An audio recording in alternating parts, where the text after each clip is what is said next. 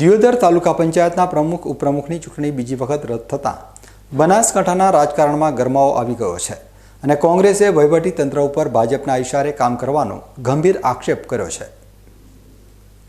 બનાસકાંઠાના દિયોદર રાજકારણમાંથી આ વખતના સૌથી મોટા અને ધમાકેદાર સમાચાર સામે આવી રહ્યા છે, જ્યાં દિયોદર તાલુકા પંચાયતના પ્રમુખ અને ઉપપ્રમુખ પદની ચૂંટણીમાં ભારે વિવાદ અને હોબાળા વચ્ચે સભા બીજી વાર રદ થતાં મોટું રાજકીય તાંડવ ખેલાયું છે। ચૂંટણી પ્રક્રિયા શરૂ થતાં જ ભારે ખેંચતાણ અને ડ્રામા વચ્ચે ભાજપ અને કોંગ્રેસ બંને પક્ષના સભ્યો અચાનક સભાખંડ છોડીને બહાર નીકળી ગયા હતા, જેના કારણે વાતાવરણ એકદમ તંગ બની ગયું હતું। આ હાઈ વોલ્ટેજ ડ્રામા વચ્ચે બનાસકાંઠાના સાંસદ ગેનીબેન ઠાકોર અને કોંગ્રેસ જિલ્લા પ્રમુખ ગુલાબસિંહ રાજપૂત સહિતના મોટા નેતાઓ પણ તાલુકા પંચાયત કચેરી ખાતે દોડી આવ્યા હતા અને તંત્ર સામે આક્રોશ ઠાલવ્યો હતો। આ હલચલ વચ્ચે ચૂંટણી પ્રક્રિયા ફરી એકવાર ખોરવાઈ ગઈ છે અને તાલુકા વિકાસ અધિકારી દ્વારા સત્તાવાર રીતે ચૂંટણી રદ કરવાની જાહેરાત કરવામાં આવતા રાજકીય ગરમાવો ચરમસીમાએ પહોંચ્યો છે। વહીવટી તંત્રના જણાવ્યા અનુસાર આજે સાંજ સુધીમાં આ ચૂંટણી માટેની નવી તારીખ નક્કી કરીને સત્તાવાર જાહેરાત કરવામાં આવશે। જો કે ચૂંટણી બીજી વખત રદ થવાના કારણે કોંગ્રેસ છાવણીમાં ભારે આક્રોશ જોવા મળી રહ્યો છે અને નેતાઓએ આક્ષેપ કર્યો છે કે સત્તાધારી પક્ષને ફાયદો કરાવવા માટે જાણી જોઈને લોકશાહીનું ચીરહરણ કરવામાં આવી રહ્યું છે। બે વાર ચૂંટણી રદ થવાની આ ઘટનાએ સમગ્ર બનાસકાંઠા જિલ્લાના પ્રશાસન અને રાજકીય સમીકરણો પર મોટા સવાલો ઊભા કરી દીધા છે। માટે 11:30 વાગ્યાનો ટાઈમ એ ચૂંટણી અધિકારી અને એજન્ડાની કોપીની બજવણી પ્રમાણે તમામ સભ્યોને જાણ કરવામાં આવી હતી। અમારા સભ્યો 11 વાગે સભાખંડમાં હાજર છે। મેં 11 વાગે પ્રેસની સમક્ષ કીધું હતું કે ગઈકાલે અમે કલેક્ટરને રૂબરૂ મળીને આ ચૂંટણી અધિકારીના બદલે બીજો ચૂંટણી અધિકારી ચૂંટણી કરાવવા માટે કરીને આવે ને એની નિમણૂક કરવામાં આવે, આ વાત અમે ગઈકાલે ધારાસભ્યોની સાથે કલેક્ટરશ્રીને વિનંતી કરી હતી। એમને પણ કીધું હતું કે એ પ્રમાણે અમે કરીશું, પણ ઈરાદાપૂર્વક આજે ફરી જે ચૂંટણી અધિકારી જે ચૂંટણી કરાવવા માટે જેની નિમણૂક કરેલી હતી એ હાજર નથી રહ્યા અને કોઈ કારણ નથી। એમને કીધું કે અમે 3:30 વાગે એમની તબિયત સારી થઈ જાય તો પાછી ચૂંટણી કરાવીશું। તો મારે વહીવટી તંત્રને, કલેક્ટરને, ચૂંટણી અધિકારીને કહેવું છે કે હવે તમે ભાજપનો ખેસ પહેરી લો અને ઘડતા બે સભ્યો, એક પ્રાંત અધિકારી સભ્ય થઈને બેહે અને એક કલેક્ટર થઈને સભ્ય બેહે કે અમે ભાજપના બે સભ્યો છીએ અને બહુમતી થઈ જાય। અને એવું ના થાય તો તમે તમારી રીતે પ્રોસિડિંગ લખી અને ભાજપનો પ્રમુખ ને ઉપપ્રમુખ જાહેર કરી દો। તમારે હવે તમે બ્યુરોક્રેસી નથી, તમે ભારતીય જનતા પાર્ટીના દલાલ છો, તમે ભારતીય જનતા પાર્ટીના પટ્ટાવાળા છો, ભારતીય જનતા પાર્ટીના સભ્ય છો ને ભારતીય જનતા પાર્ટીના એક ચૂંટાયેલો પદાધિકારી નહીં પણ એક સામાન્ય ઓલો હોય એ પ્રમાણેનું તમારું વર્તન છે। એટલે તમારું એક અધિકારી તરીકે એક ડેમોક્રેસીને બંધારણીય પ્રમાણે જવાબદારી જે અધિકારીઓની થાય છે એ નિભાવતા નથી।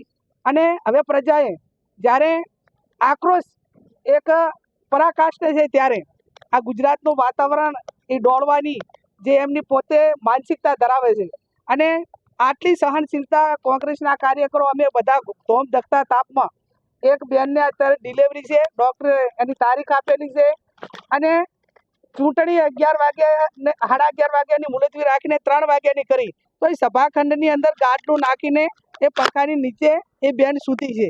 એના જેટલા બીમાર તો કદાચ પ્રાંત અધિકારી નહીં હોય અને એટલી બધી એમની મેડિકલ રીતે જરૂરિયાત નહીં હોય, પણ છતાં જેમ એક હિટલર, જે જર્મનીનો હિટલર હતો એને પણ સારું કેવડાવે એ પરિસ્થિતિનું નિર્માણ અત્યારે આ ગુજરાત અને અહીં દિયોદર તાલુકાની અંદર જોવા મળે છે। ભગવાનને પ્રાર્થના કરીએ કે આવા અધિકારીઓને આવી સરકારને સદબુદ્ધિ આપે, લોકશાહીનું હનન ના કરે અને સમય જતાં વાર લાગતી નથી। જેમ માછલી પાણીમાં તરફડે ના બધા કરેલા જે કર્મો છે એ ભગવાને ત્યાં એ ભોગવવા ના પડે ને ભવિષ્યમાં પણ ના ભોગવવા પડે એવી હું એમની પાસે અપેક્ષા રાખું છું અને એમની પાસે ફરી વિનંતી કરું છું કે લોકશાહીને માનીને આ 3 વાગે તમે ચૂંટણીનો સમય આપ્યો છે તો 3 વાગે તમે ચૂંટણી કરાવો અને લોકશાહીને માન આપો અને જે બહેનની પીડા છે એ પીડાને થોડું પણ તમારી રાક્ષસી માયા, એક દયાહીન છો, એ ભલે તમે સત્તાના એક નશામાં આટલી હદે થતા હોય પણ તમારે ઘરે પણ કોઈક બેન છે, તમારા ઘરે કોઈક દીકરી છે, તમારા ઘરે પણ તમારા પત્ની કોઈક હશે અને એ પ્રસ્તુતિની આવી પીડામાં હોય ત્યારે તમને પોતાને કેવો અહેસાસ થાય, તમને કેવું ફીલ થાય એનો વિચાર કરીને એક આ ગરીબ બેન દીકરી ઉપર તમે દયા કરી અને 3 વાગે ચૂંટણી કરાવો એવી હું વિનંતી કરું છું. ચૂંટણી રદ થતાં જ કોંગ્રેસના દિગ્ગજ નેતા અને જિલ્લા પ્રમુખ ગુલાબસિંહ રાજપૂતે પણ વહીવટીતંત્રની કામગીરી સામે આકરા પ્રહારો કર્યા હતા. તેમણે આક્ષેપ કર્યો હતો કે સરકારી અધિકારીઓ તટસ્થ રહીને કામ કરવાના બદલે સત્તાધારી પક્ષના કાર્યકરોની જેમ વર્તી રહ્યા છે.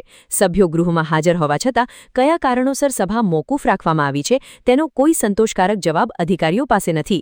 આ સમગ્ર મામલે કોંગ્રેસ આગામી સમયમાં રણનીતિ ઘડીને જનતાની વચ્ચે જશે. 11નો ચૂંટણી અધિકારી દ્વારા 11:30નો ટાઈમ આપવામાં આવ્યો હતો. કોંગ્રેસના સભ્યો 11 વાગે સભાખંડમાં આજે પણ આવી ગયા હતા.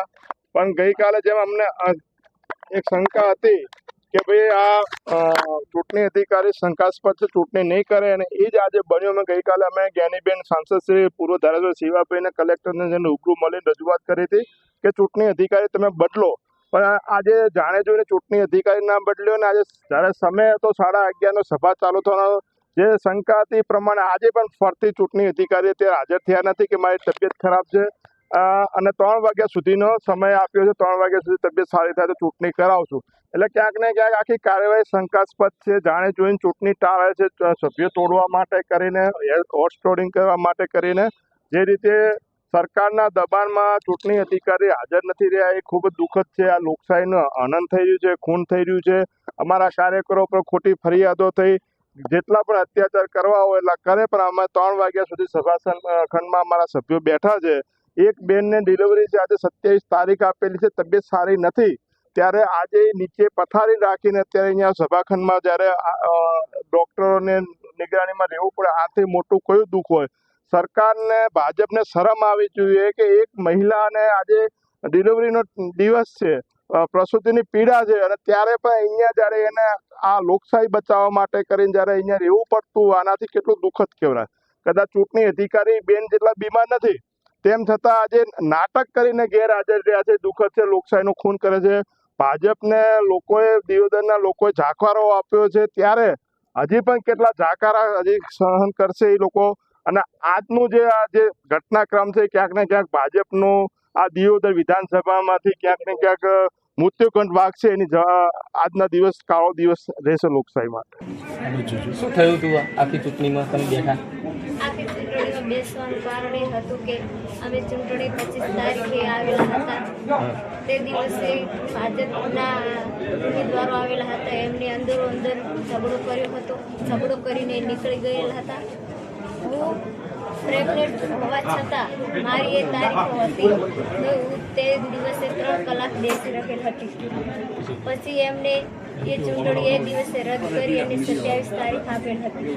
તો હું 27 તારીખે પણ મારી ડેટ હતી પ્રેગ્નેન્ટની, એટલે હું પણ ત્યાં આવીને બેસી રહી. તે 11 વાગ્યાનું કીધેલું હતું, હું 11 વાગે હાજર રહી.